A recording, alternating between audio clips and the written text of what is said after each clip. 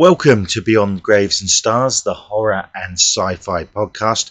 I'm your host, Andy Martin, and in this episode, we shy away from horror for an episode and talk about a 80s sci-fi cult classic and its sequel, Short Circuit. Now, this movie, the first one was a big hit when it came out and was on TV in rotation a lot as I grew up. And it's kind of forgotten now, I feel. You don't see the merchandise of it. It's not on a streaming service. And you just don't talk. People don't talk about it much. So in this episode, I decided to focus on both the movies. The sequel I remember fondly. I saw it in cinema as a kid, had the video of it as a kid. And it didn't do so well, but as a child of the 80s, we didn't really notice, much like movies like Howard the Duck that bombed. We all loved them. So looking at it in modern eyes, I'm joined by Ian Pointer, who's been on the show a couple of times before and designed the logo for the show as well. He's a fan of 80s sci-fi, so we thought we'd go back. We'd both watch the original in our own time, and we chat about that. Then we take a bit of a break, and then we watch together Short Circuit 2 from 1988 and discuss and compare the two. The original movie was directed by John Badham, who had recent success just before its release with War Games, 80s sort of teen sci-fi-ish movie. His big break was in 1975, I believe, in the 70s with Saturday Night Fever. I get confused there because I recently watched Grease starring John Travolta, and I've got the years confused. The sequel came 2 years later in 1988, directed by Kenneth Johnson. He didn't direct too many movies, but came from TV, working on $6 Million Man, Bionic Woman, The Incredible Hulk, and much more before creating the cult TV series V. It's a bit of a strange choice for the director of Short Circuit 2, if you ask me, but he was at the height of his success and went on to do it. We discussed both in the coming hour. If you haven't seen the movies, maybe go and watch them, source them out before you listen. Doesn't matter too much, but there's some minor spoilers and I don't want you getting angry at me. Maybe do like we do, watch the first one first, take a break after we speak about that and watch the second one. Basically, get more input, as Johnny Five from the movies would say. We'll go over to the chat now. Hope you enjoy, and cheers for finding us and tuning in.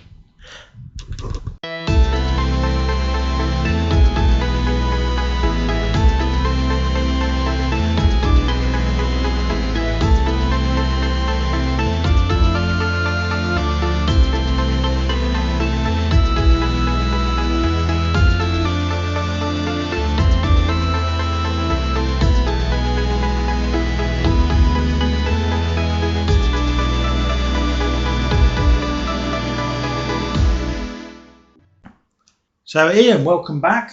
Thanks for coming back.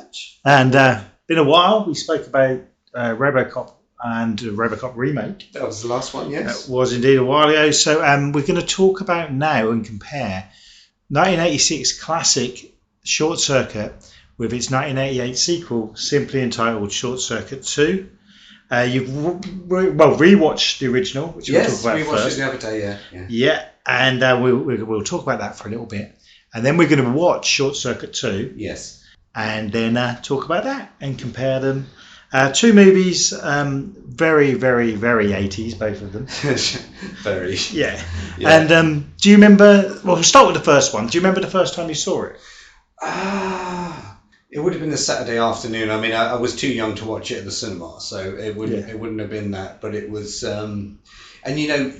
You kind of see portions of these films without sort of watching all the way through. But I would say, when it was put out on TV, and it was when I moved up to Ipswich, so it would have been 1990 or so probably when I first watched it. Okay, yeah.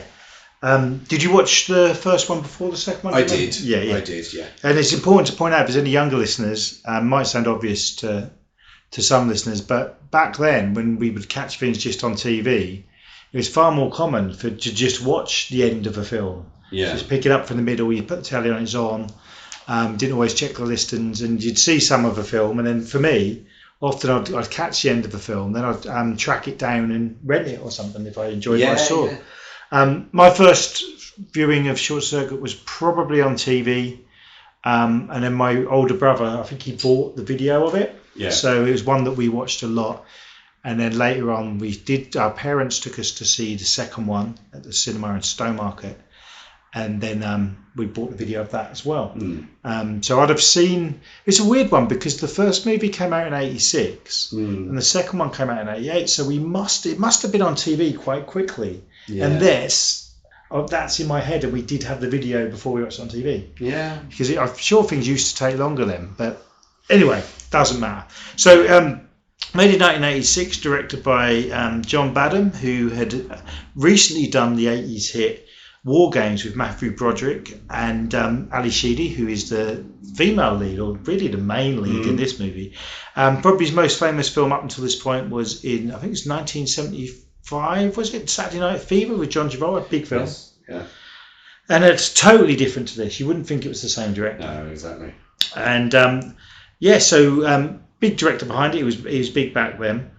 And really, this sort of came with in the 80s, there was the sort of family sci-fi boom. Yeah. With movies like Flight of the Navigator. Probably all started with E.T. Yeah, and Batteries Not Included and all of those ones. Yeah, then Batteries Not Included, actually, it was written by the same writers as this.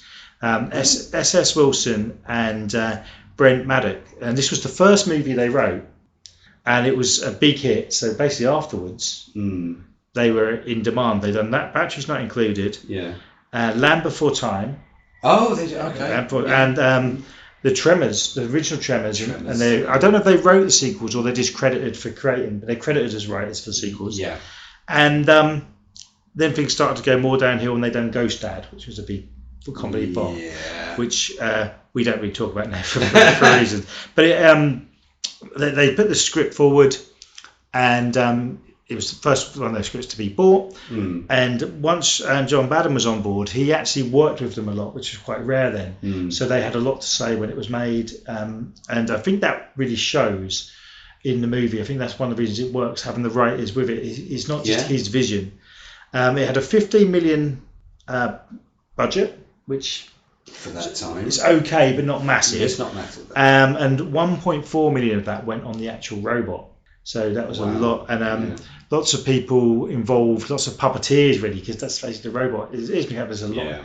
In some bits, you can even see a bit of string.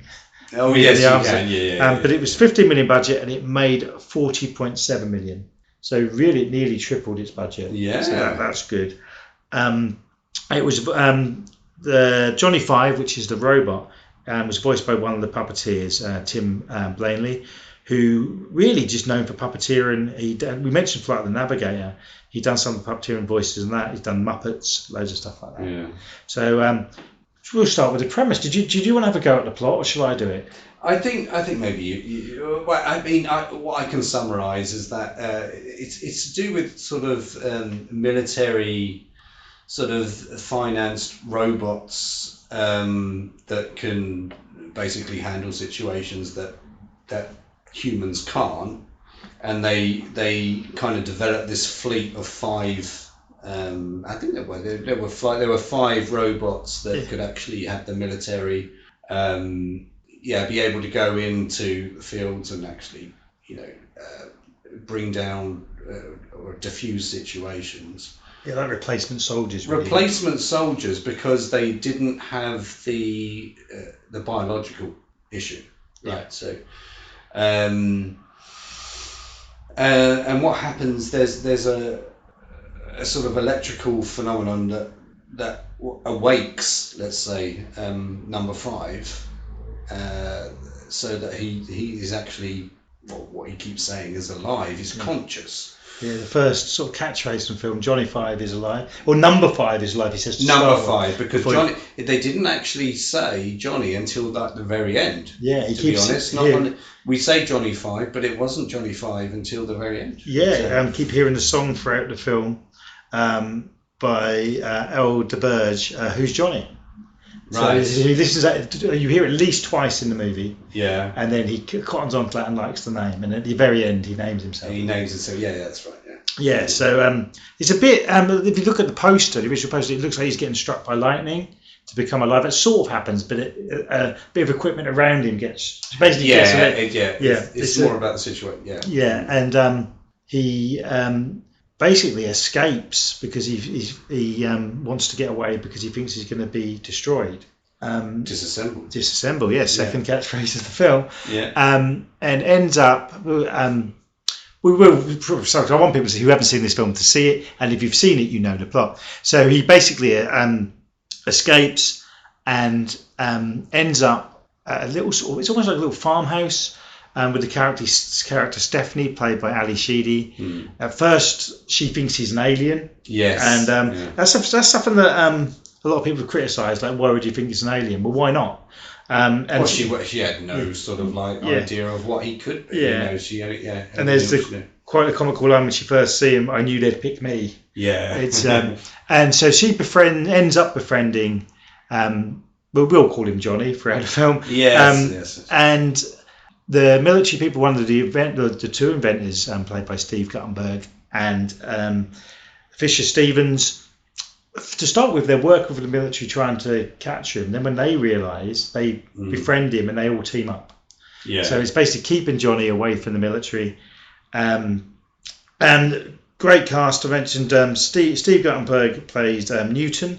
Right off the success of Diana Cocoon, and it's in the middle of the police academy. Yes, and his character is not far away from Mahoney. He's got that sort of sense. When there's really serious stuff going on, he's quite light-hearted throughout it. Yeah. It's a PG movie, so the first Police Academy is a bit more offensive. He's not rude like he's in that. It also features as the sort of head of security for the military, G.W. Bailey, who played Harris in several Police Academy films. Yes. And he works well against Steve Guttenberg. I think he's brilliant. He was also played the same sort of character as a security guard in Mannequin, if you remember. He was in that, and he had the dog Rambo. Okay.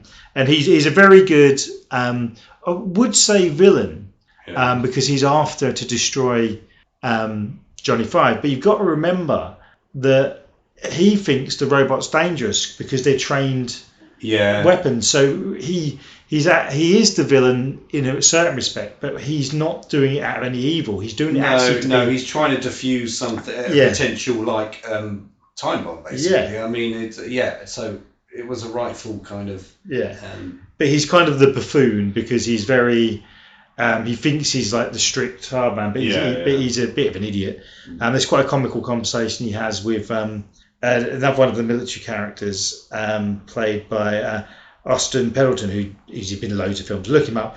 Just basically arguing about the name of a helicopter, whether it's a chopper or a helicopter, stuff like that. I know, that was interesting, wasn't it? Yeah. Did that bit stand out to you as well, Jimmy? Because it's like we don't call that anymore. Yeah. You know, it's just But there's lots of little bits of comedy in it like that, and a lot of it works.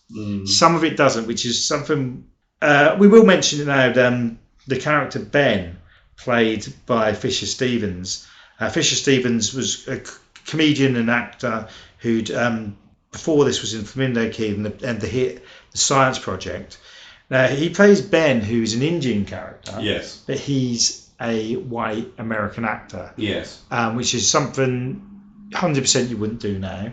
No. It's sort of said, should they have done it then? It's 1986, it's nearly 40 years ago. I think for the time it was kind of acceptable and humorous. I mean, he's an exaggerated character. I think now that you do the character be played by someone Indian, the jokes are he keeps saying sort of American English phrases but getting them slightly wrong. Yes. So there's a lot of that. But he originally he was written as a Southern character, and it wasn't really working the comedy of it. So there's different stories about who suggested it, them doing that way. I think no one really wants to own up to it. Yeah. But they decided to go this route. Fisher Stevens apparently, well, one thing is he said he didn't initially want to do it because he didn't think he could. But then there's another story saying he used to do the character a lot in stand-up and stuff. So I don't really know. But he did, he had voice coaches and he went to India and things like that. He really done the research on it. And I've got to be honest, when I was younger, I didn't know he wasn't. No, I just accepted it. I think that the main, what's considered offensive now, he does do the brown face. He's got makeup on. But it's we've said it's done, and I generally think that's one of the reasons this film isn't shown as much now. It's still a PG. You can still buy the Blu-ray. It's a PG. There's not even a proclaimer on it, I don't think, but there probably would be if it got a reissue now. Probably. I think that's all it needs, personally. Everyone's got different opinions. I'm not injured, so I don't, But that said, the fact that I thought he was injured as a kid, and I think even now, if I was to watch it, I might not realise if I didn't know. So that, for me, is really the only fault in the film. Yeah. And it's something that, when it came out, wasn't really a fault. Do you know what I mean? Yeah, I think there wasn't really a sensitivity about that sort of that sort of thing at the time. So you just kind of approach it with not prejudice, but kind of like this humorous sort of point of view, right? And it was humorous, and I think you just need to take your brain out and just accept that that's the way it was, and it was great.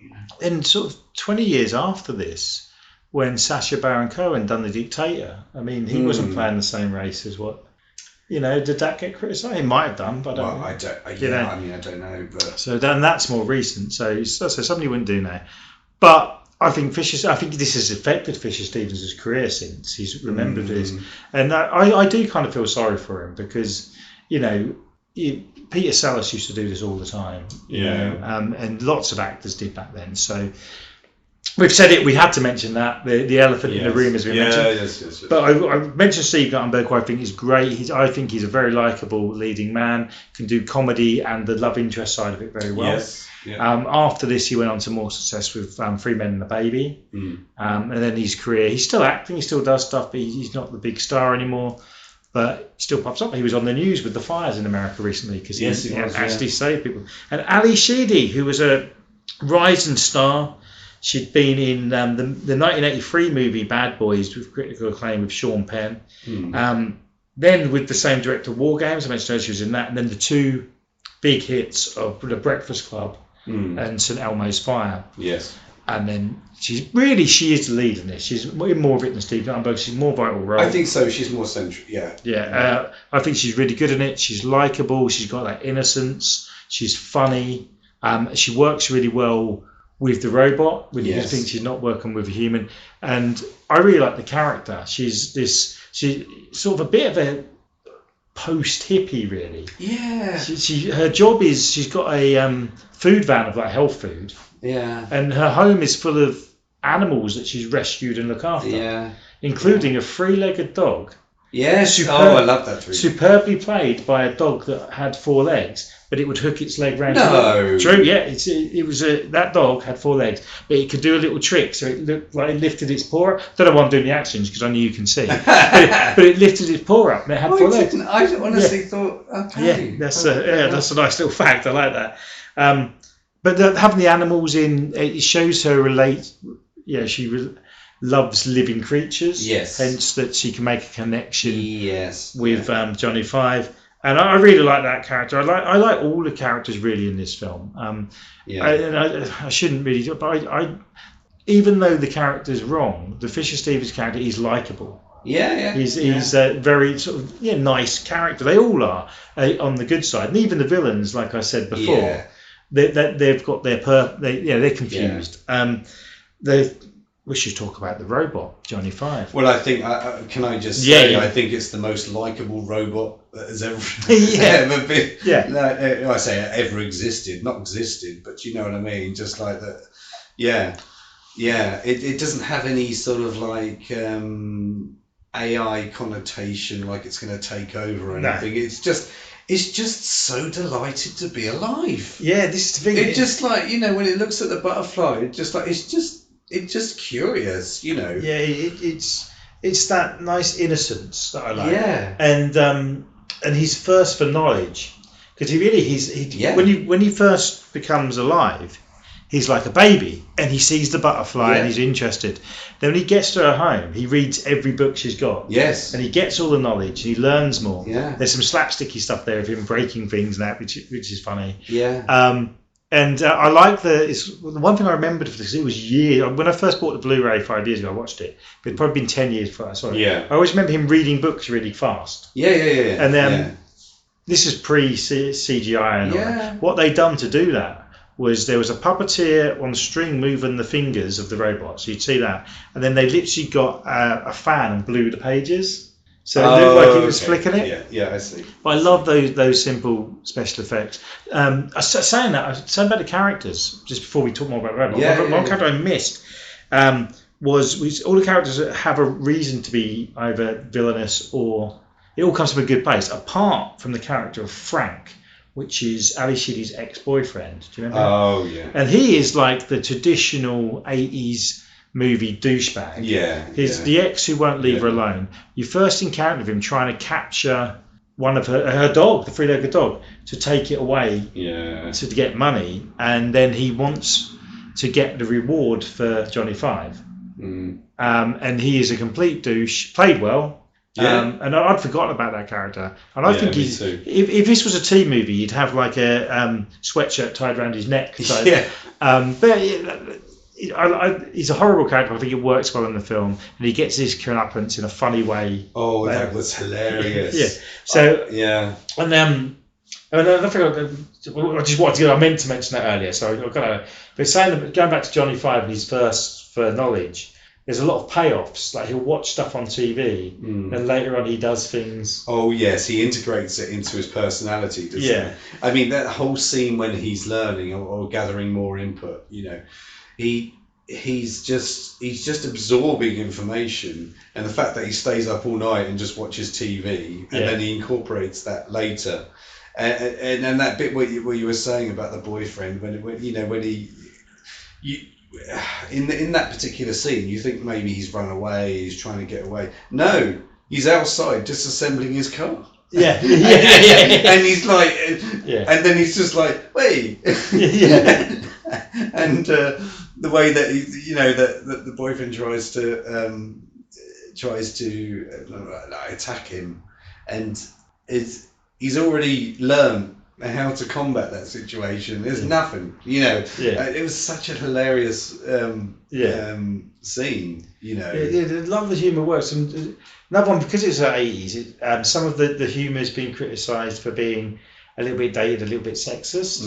Now, there's a few things Johnny Five says to Stephanie, but I think he's soaking up the culture, so he's making jokes. There's a scene where I think it's funny, where he's talking to her in the bath.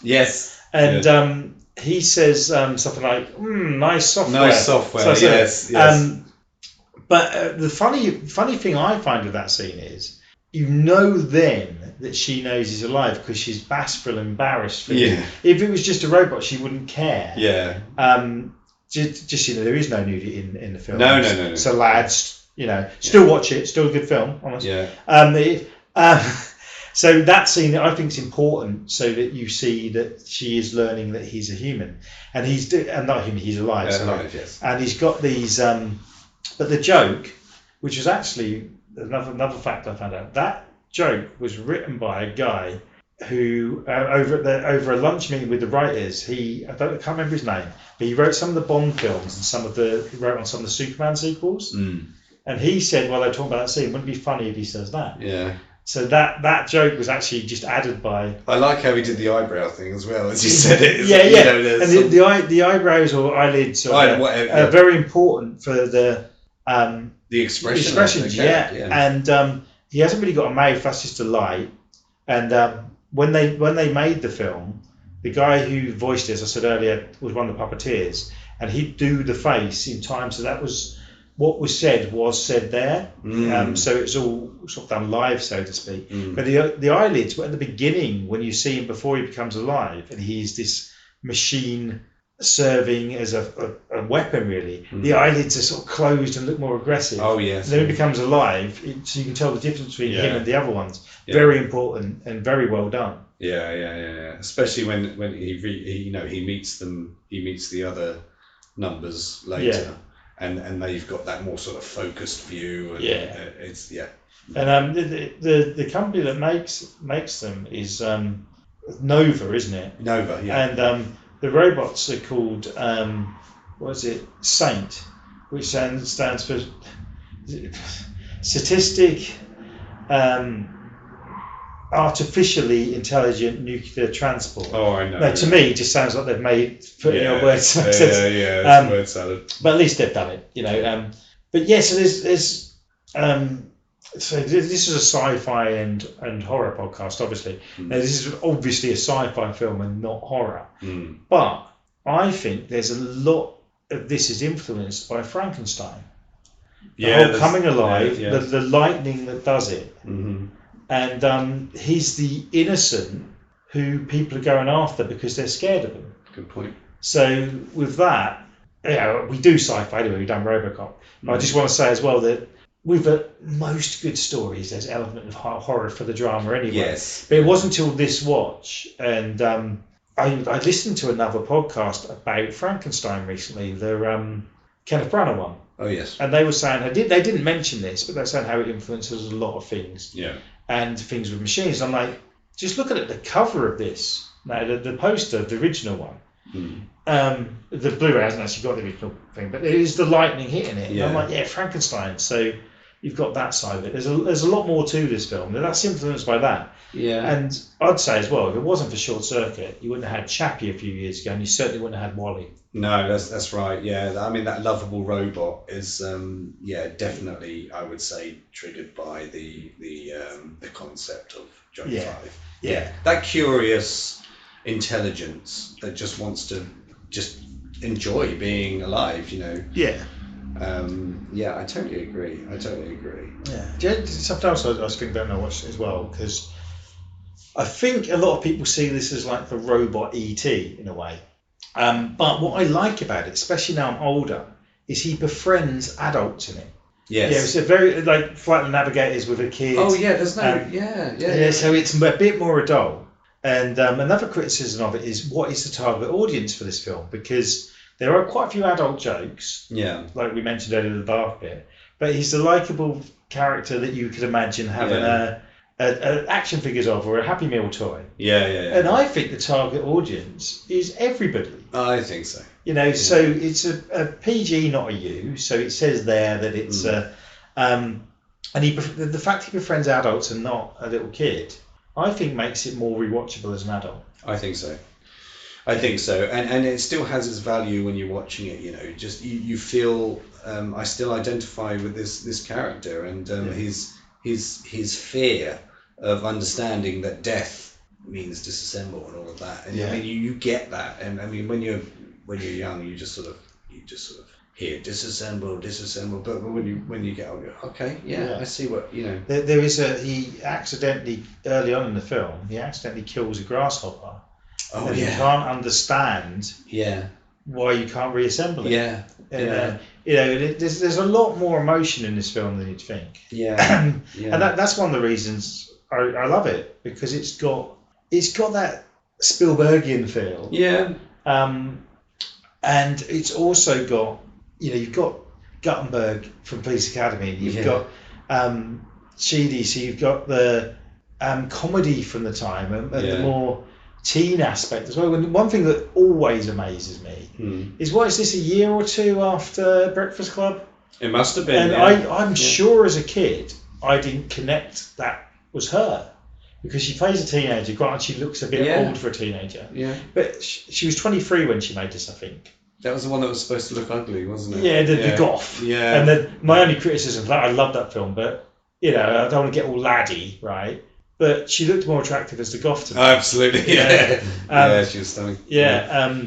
I think they wanted to do a Grease. And that bit's weird. I'd leave her as she was. But when I watched this as a kid, I'd have put her character in this as 30, which is nearly twice as old as her character. So I don't think I even connected it was her. Until later on. No, I didn't until later on. But I think as well, this is one that I don't care. I love Steve Guttenberg. I think he's great. When I think 80s, he's one of the actors I think of. And in this, he isn't the lead, she is. but he lights up the screen every time he's on. Yeah. He's funny. He's just got that likability, and he's got that screen presence. Yeah, Doesn't he? and I think a lot of people just think he's not a good actor, and I think for this type of role, he's a very good actor. You need that charisma. You need that. And he does it really well. And we'll talk about the second one soon.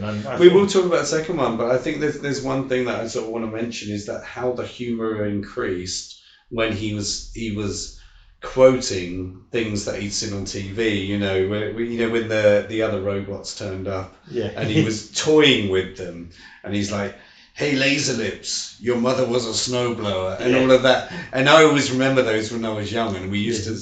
When I was watching this afternoon, I put that quote on my Facebook. Yeah. With nothing else, and the comments and everyone knew I saw it. I just want to say, because I'm not going to mention the second one with Gutenberg. In the second one, which I think he's missing from, but I haven't seen it for a while, so we'll watch it. But Sheedy's got a cameo. You hear her voice on the telephone, and it is her. Now he was offered the second one. Now his career was going up at this point in '88. He'd doing 3 Men and a Baby and stuff. And the reason he turned it down was they wanted an answer from him before he read the script. Right. And after seeing it, he said that he regrets not doing it. So it's one of his regrets in his career that he didn't do it. But the second one didn't do so well. And from what I remember, the second one is really good. Now I think it didn't do so well because people wanted to see Sheedy and Gutenberg. Probably, probably would have been a cast expectation, Yeah, but stick with the first one. What did I interrupt you there? Was there something else you said? No, not necessarily. I think generally it's you really are on board with his learning and assessing the reality that he's suddenly in the first one. You know, I think it's just a very good sort of portrayal of, you know, what would a robot do? Would it suddenly go into these weird instincts of destroying, or would it be curious and ask questions? Yeah. And for Johnny Five, it's the latter. Yeah, and I think the fact that he ends up at Stephanie's house, who loves animals. Yes. And all her books, I imagine, will be quite intelligent about the world. Books, you know, the stuff he's reading. Now, you imagine if he'd have ended up, let's say, a hunter's house. Yeah, I know. Yeah, you know, and that's what he would have learned. Yeah, that's interesting. This film could have been a horror. Yeah, and I think that's deliberate. That you see all this stuff of her, and he goes to her house, and then Johnny Five becomes this lovable. He hates violence. There's scenes later on, like with the boyfriend, where he does sort of attack them, so to speak, but he doesn't hurt them. He makes a point of not hurting anyone because he's read up and he gets it. He learns, and that's why earlier I actually referred to him as human, because he's very humane. And there's some good morals in this film. I like that. I'm not all about B movies and slaughter. But just before we probably stop and watch the second one a bit, but I like to do a rating of it, right? Just looking at the interweb, it's only got 62% on Rotten Tomatoes, which is fair, but I think it's better than that. Definitely. 6.6 on IMDb, and I think it's 3.2 out of 5 on Letterboxd. Personally, when I reviewed it when I first watched it 4 or 5 years ago, I gave it 4 out of 5. Yeah. Rewatching it, I love it, but because of a few flaws, I would stick with a 4 out of 5. Yeah, no, I understand. But also recommend, the film looks, I think, beautiful. A lot of it's outside. There's some good shots of the scenery in America and the landscapes, and it looks great. I like the score. It starts with like really computery music, the intro, and you see. Oh, I love that intro when you're seeing all the mechanical bits being compiled into and it looked very analog. You know, it just everything coming together, and it wasn't all sort of digital like it would be now. Yeah. And Who's Johnny's a banger. The music in general is great. Yeah. Just a fun, good slice of 80s I would say it's not even that cheesy. It's just. I don't think so. I think it's just very it's very neutral, really. Yeah. It's inoffensive. It's yeah. I think it really it could be seen as a real classic when it comes to sort of the cyber engineering and all of that. I think And I think one thing I think is a shame that you go to, say, Comic Cons or the film shops like we've been to, and there's loads of merch for like the Goonies and E.T. and stuff, but you never see Short Circuit stuff. You might see the odd vintage poster.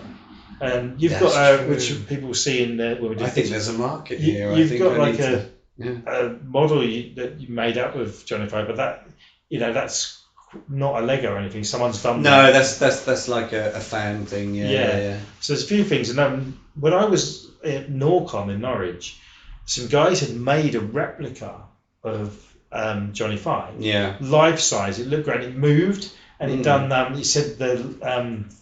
Laser Lips, that quote, and it does a little rhyme that's in the second one, and it looked great. And they took it to America to a Comic-Con where Steve Guttenberg was at, and he was really impressed, and he'd signed it. Yeah. And I think he was just taken aback by these guys that made this effort. So it has got that fan base. Yeah. It was a big movie when it came out, but it's a cult movie now. Yeah. And I think one of the reasons, like I touched on earlier, is because of the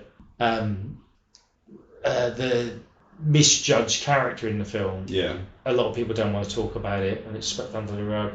But I think, in a way, we should talk about it, and that's why you don't do it now. Yeah.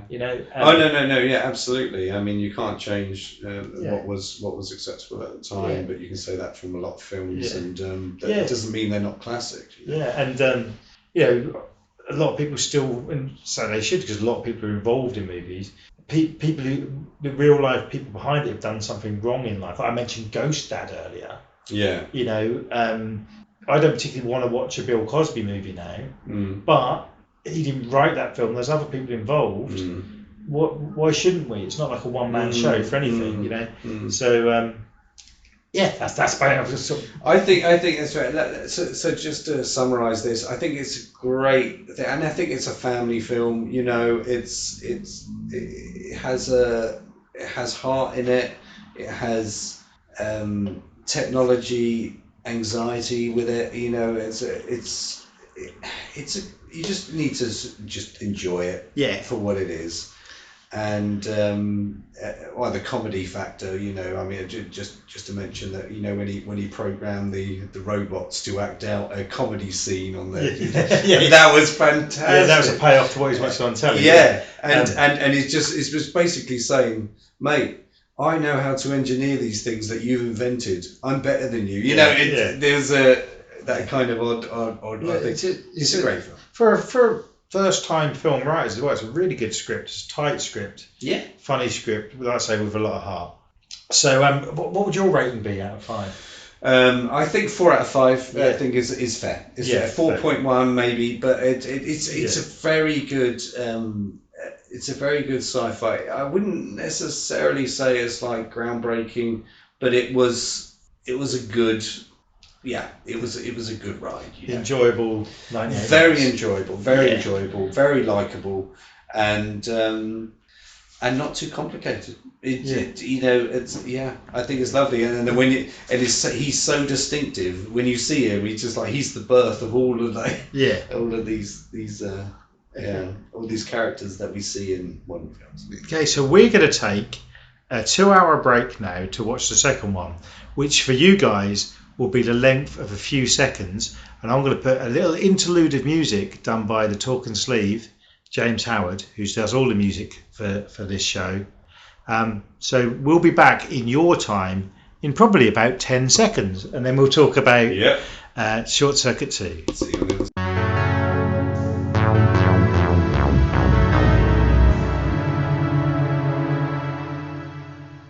We're back, and we've just watched Short Circuit 2. If you're listening and you've not seen Short Circuit 2, you had your opportunity there. Pause it, and now watch Short Circuit 2, and then listen to the chat. And what we should have said before as well, do comment whatever you're listening on, leave comments, or on the Facebook or Instagram page. Leave comments what you think, because if you disagree with us, let's have a conversation about it. If you agree with us, thanks, and let's get talking on how much we agree. But so an hour 50, 10 minutes longer than the first one. It is, it's a lot longer. And before we talk about the stars and stuff, initial reaction. The thing is, it's not quite as I remember it, but it's really enjoyable. It's one of those typical sort of 80s. What was it? 80s? 90s? 88. This one, 88. So close enough. Of just kind of that, with that soundtrack of kind of exploration and enjoying it. It wasn't really a continuation from the story. It was really just like following the character later on and just enjoying that character. That's what I kind of found from it, and it is very enjoyable. Yeah, it's a really fun film. I'd say it's more of a comedy than the first one.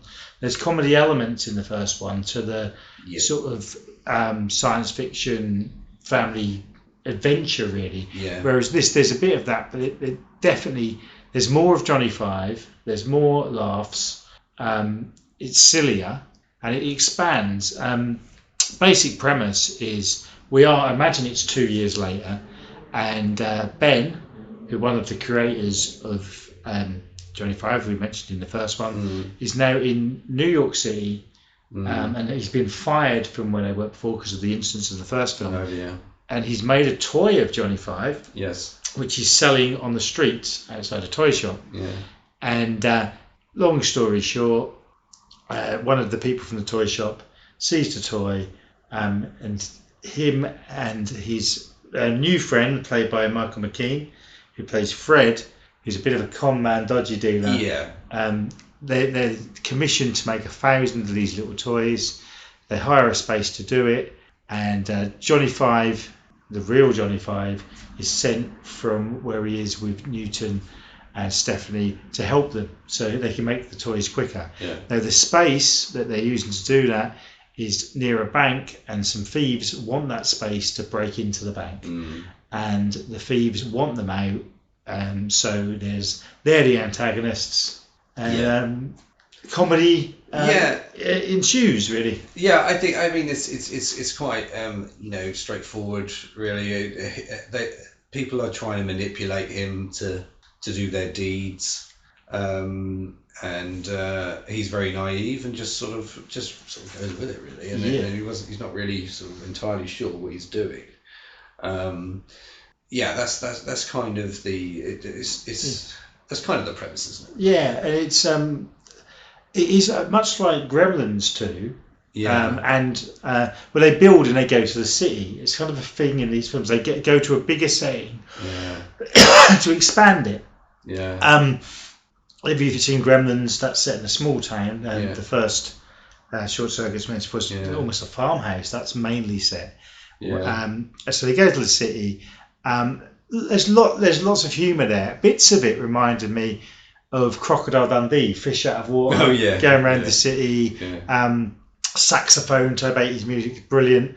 You said about his naivety, I like that, because they deliberately don't tell him he's in a city because he want input, and for him that's heaven. And when he finally finds out, he goes out. The first thing he does is go to a bookshop. He gets as much input as possible. And I think it's a nice little, as I say, little city. It's a bigger. I don't know about the budget. It might be a bigger budget movie. It feels bigger. And I think you've got to do that. And another nice thing about this is it's not just a rehash of the first movie. No. It's... Oh, yeah, you're right. It's completely different. And it takes... I wouldn't necessarily say the best elements, but elements from the first movie that worked. Yes. And they expand on it. Criticism-wise...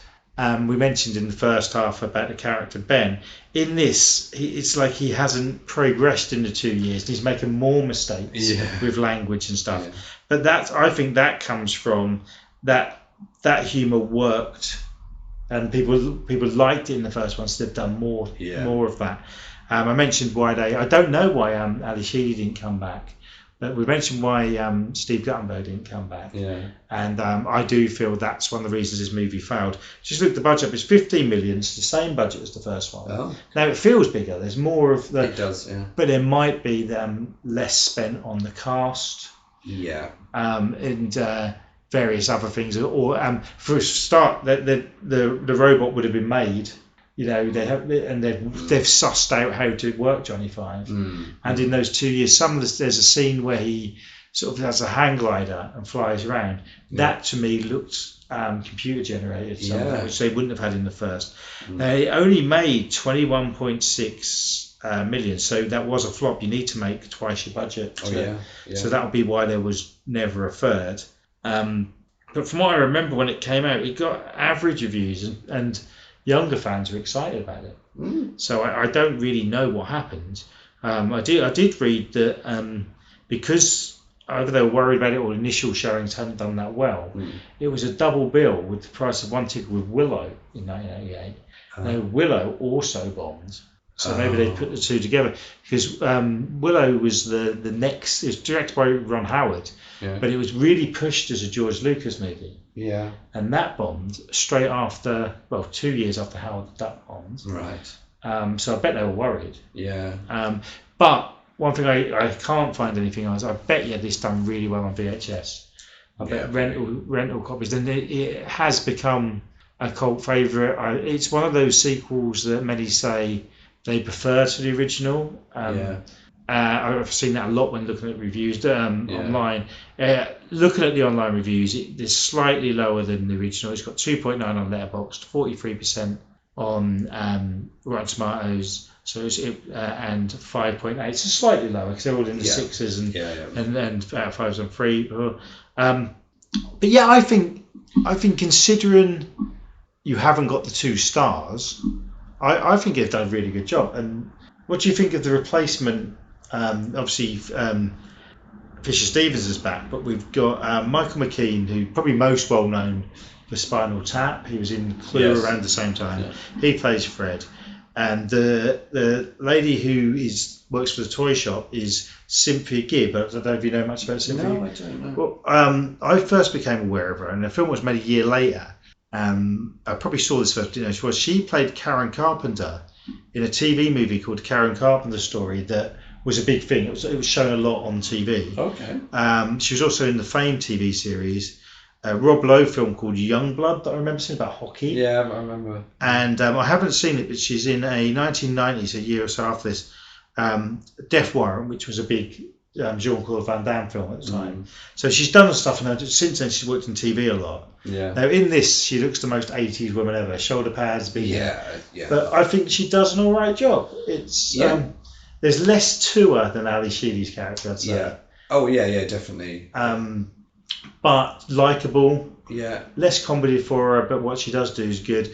But she is a love interest for Fisher Stevens in this, which there's a few scenes I really like, and we were both sort of giggling at there's a scene where he's sort of trying to chat her up, so to speak. Yes. And Johnny Five's put in the auto cue. On a street sign, he's saying what to say. Yeah. And it's like, what is it, de Bergerac, the French story with the poet? Tell him what to say. In the year before this, the movie Roxanne came out with Steve Martin, and it's based on a French book. It's escaping me the name of it, but it's something really famous. There's a film of it with Gerard Depardieu. It's something de Bergerac, and they've done a film of it with Peter Dinklage recently as well. Oh, okay. Do you know what I mean? So yeah, that scene is a tribute to that, or Right, yeah. But I really liked that scene. It was funny, sort of been done before and other things, but the fact and things go wrong with, like, a cat jumps on Short Circuit when he's on Johnny Five when he's doing it. So yeah, that's my like I say, there's a lot of laughs in this film. Yes. Yes. And and obviously more of Johnny Five, whereas in the first movie you've got to have him coming alive and that part of it. Yeah. So yeah, I feel it worked. It did feel a little bit long. Yeah, I think it was longer than it needed to be. They could have trimmed sort of 10 minutes. Yeah.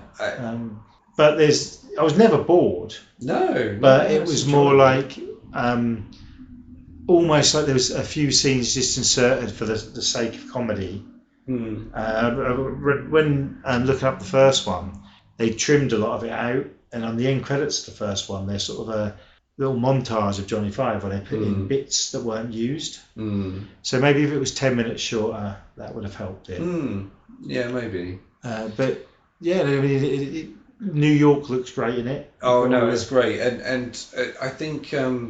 I thought that maybe it was a bit slow to start. I thought, when's he going to come into it, sort of thing, and and he just sort of blended into it, which is fine. But I think it's not a complicated film. It's just like an additional antic for Johnny Five, and what he does next, sort of thing.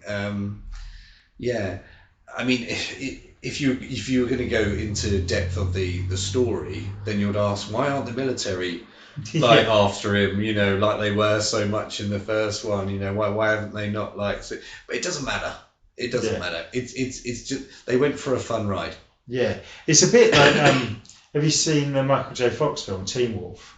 Yeah. Where a teenager turns into literally a werewolf and plays basketball. The press don't get hold of this. Nothing. I think there was a scene where he went on a chat show written for it, and they didn't put it in because if he went public, it would change the whole dynamic of the film. And I think this works as spoiler alert. At the end of it, along with Ben, he's made an American citizen. It's all. And they did intend on making a third movie. Because this didn't do well, they didn't. But that wraps it up well. I mean, what would the third one be? Bride of Short Circuit, where they make a female for him? Yeah, it doesn't really. I mean, they'd have to add something else to it. They couldn't. I mean, it doesn't continue on to be something else, does it? No. I mean, a third part could be the military get wind of it and want him back. Yeah, I mean, if they wanted to go down that route, and then sort of like they talk about his antics in New York and whatever, then that probably would have been the way to take it, but yeah, I don't know. It's just it was like I said, because they didn't carry on, it did wrap up quite well.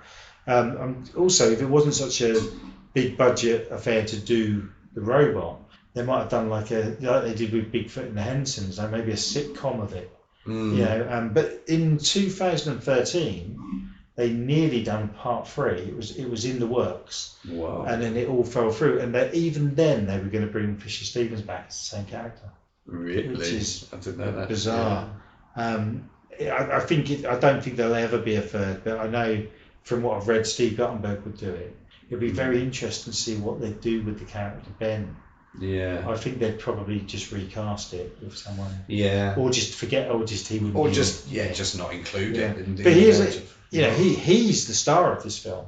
Yes. He's gone from being sort of third on the bill to being the main one. Yeah. And carries the film quite well, I think. I mean, like I said earlier, he hasn't got a bigger understanding of the language in the 2 years in between. Yeah. But I think, that's played for laughs, which may be a flaw of the film. But then the laughs there, some of it, I said to you during it when we paused it for a sec, but I feel kind of bad laughing at this, but it is funny. Yeah. Every time he mentions Johnny Five, he calls him Number Johnny Five. Because in the first film, he's Johnny Five. Yeah. And there was one line that really made me laugh.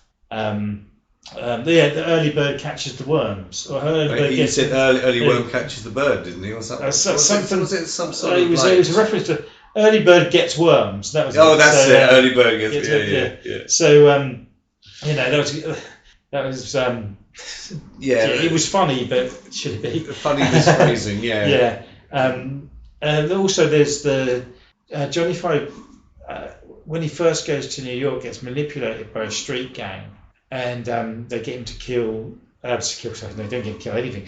Steal car radios by telling him that's their job, and he's helping them. Which is, he shows his naivety and makes you like the character more. Yeah. But I did feel that the actual thieves, criminals were a bit racial stereotype. Yeah, very, very. But 1988 American film, There's lots of references to pop culture of the time, and a few things I picked up on now that I didn't pick up on now I'm an adult. A few references I didn't get when I was a kid. One of which was, and you might not know his character, but there was a John Lovitz played a character on Saturday Night Live at the time who was he was a liar, and that joke was he lied. And there's a bit in this where he's lying to the police. And he says, "I'm married to Morgan Fairchild," and that's a quote from the John Lovitz character. But I didn't pick up on that at all. And then there's references to other movies, and he's watching Tarzan, and he does that at the end, which is kind of a throwback to in the first movie when he's looking at things on TV. And in the first half, the mention of comparing it to Frankenstein. When he's at the bookshop, the two books he takes with him that he likes and he's reading later are Pinocchio, which obviously, and Frankenstein. So maybe it's in my subconscious. But it sort of backs up what we were saying. I think the film looked great. There was a few the moments I mean, like some of it where it's done by computer looked a bit faker than in the original. But I think that's because they're trying to do more, and they have to expand it. And the fact it's strange because it was a hit, the first one. It more than doubled its budget by quite a bit, but this has got the same budget. So I think they were weary. I think it was like, we don't want to overspend on it because it might be one of those movies that, I mean, I was 5 when it came out. I remember it on video and TV. Maybe it done well, but critically didn't do so well, and the feedback from people wasn't as strong as they were hoping. So they made a sequel because of the money. Does that make sense? People didn't go back. But this movie is considered really fondly. I don't know anyone who I've talked to about it who've gone, "Oh, that's rubbish." It's certainly not rubbish. I mean, it's a good Saturday afternoon film. I mean, it's not outlandish. It's not, it's just a fun continuation, really. I can't really. No, the first one's better because of the whole sort of content, the whole storyline of him becoming alive from but what they've done there, and it's good fun. Good fun. I'd say I agree. I think the first one's the better film. I think the second one's the funnier film. Oh, it is funnier. And Michael McKean helps. He's a good sort of comedy rogue. And I like the transformation in his character as well. It goes from he wants to make money off of Johnny Five to, you see him come round and he becomes his friend and wants to help him. He's a very it's 80s. It's a material world and he's a material boy. And he goes on about his silk shirt. There's a nice scene where he doesn't hesitate to rip it to help short circuit. And it's not as morally, the morals aren't there as much as in the first one, but there are moments of it. And it's the same writers which help, you can tell. But I'm thinking it might actually be a better film because you haven't got those two leads. Because it would have gone in a completely different direction. You would have had the expectations. And I think the way the story goes, they've got Johnny Five and they send him from where they're basically hiding to Ben's character to help him. Which is a daft thing to do, to send someone to see. But anyway, I think if they didn't have that restraint not having them, the sequel would literally be they're in hiding with him and the military. This is something you said, have put in their head, and the military would be after him, and it would be the same film. Whereas this isn't the same film. It's not. It's a different spin. I mean, I mentioned Crocodile Dundee earlier. This is certainly better than the second Crocodile Dundee. It's arguably, maybe we can discuss that another time. But I'm just comparing it to sort of sequels where it didn't go on to be a franchise, but it's good. But what you were saying about when they there are some films where they start in like a small town in the first one, and then the second one you get Home Alone 2, for example. It's just like, let's go bigger and better. It's kind of that's kind of just an ingredient that they do to. I think it's consciously the audience wants the same but more. Yeah. So they just expand it. I mean, examples for this is films I'm hopefully going to do on the podcast on the horror side of it. If you look at, say, Critters, the first one is set basically in a farmhouse, much like the first short circuit. Then it's a town. Yeah. And then the third one's set in a city, but it's basically because of budget of apartment building. Right. Then the fourth one, they're like, sorry, we're in space now. Oh, so it's like, Leprechaun done the same. Yeah. So this wouldn't do that because it's more family comedy based. Imagine the way I see this going is they've done Short Circuit 3 where they make a robot wife with him called the Bride of Short Circuit. Then Short Circuit 4 would be Short Circuit in space. Yeah. That's what they'd do. Yeah. If it was a horror. I'm glad they haven't continued it in a way. I mean, it's... I mean, I think I wouldn't have minded when in 2013 if it had come back and they'd done something fresh with it. Yeah. Like a few years ago when Top Gun Maverick came out. Yeah. There was a big gap and what they'd done was good. Yeah. But if they'd have done a third one 2 years later, it would have ended up going straight to video. Yeah. And it would have gone the way of the Revenge of the Nerds films. And even, Police Academy kind of went that way. Because the last part 7 was straight to video and it was rubbish. So I mean it's a nice because I watched the rewatched the first one earlier today. Yes. These two would work as a nice little double bill. Yeah, I think so. I think they're just a delightful, uncomplicated delight to watch, really. And it's got some good scenes. And like I said in the first part, it's just like he's the most likable, most lovable, like robot character in any film. He's not devious. He's not trying to pull one over the eyes of anyone. He's just getting on with it, and he did exactly the same with this one. And it is good. It is good fun. And one thing they haven't done is the sort of trope of him turning bad. In a lot of these films, you like a character, and then over they manipulate it to turn evil. Yeah, as in he's tricked into robbing things, but he doesn't turn on human. Yeah. Or they do something so he turns on people and gets violent. Yeah. And that's why these are. I mean, this has gone up to a 12, and I can see why, but it's no worse than the first one. It might have got a re-certificate after the first one. But I think these are great films for kids because they're funny. There's enough rude humour with like they say balls and the other and other rude joke. In the first one, there's the pants being pulled down, and so kids love that, and they should say stuff like that. But there's the good morals of it that I keep saying about that. It's and also there's, even though it's been criticised for the Fisher Stevens character, and I mentioned the criminals being stereotypes, there is a good anti-racism message in there about acceptance. And people should remember that because they made mistakes with it. I think both films come from a good place, and there is a good, strong message there. Yeah, I agree. They're a good couple of films. I think. I really enjoyed it tonight. You just sit and just watch it really, and just enjoy the ride. And I love the animatronics and the way that it's sort of like.